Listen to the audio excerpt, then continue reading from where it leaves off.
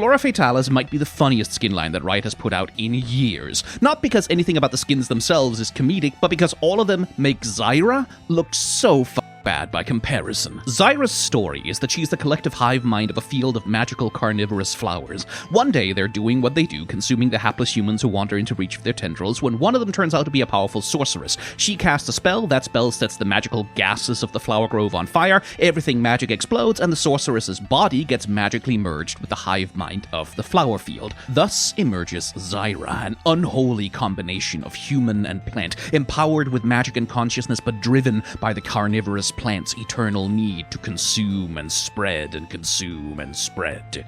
But you wouldn't know any of that to look at her, because Zyra is Poison Ivy from Wish.com, effectively. She's a sexy evil redhead wearing plant-themed lingerie who likes to tie people up with her tendrils. It's all very Batman and Robin 1997. It's over the top, it's kind of campy, and laser-focused on sex appeal as a primary design goal above basically all other considerations. And it is successful at doing that. Zyra is a very sexy character design, and lots of people like her for serving sexy evil flower mommy and so on. What Zyra is not, though, is either novel or interesting, nor is she a very good expression of her narrative.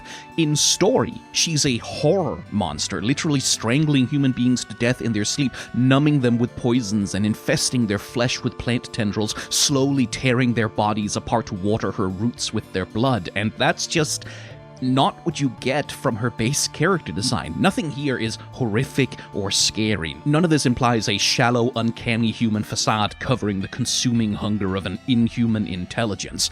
She looks neither normal and harmless enough to be a monster pretending to be human, nor does she look grotesque and chimeric enough to be an interesting monster design.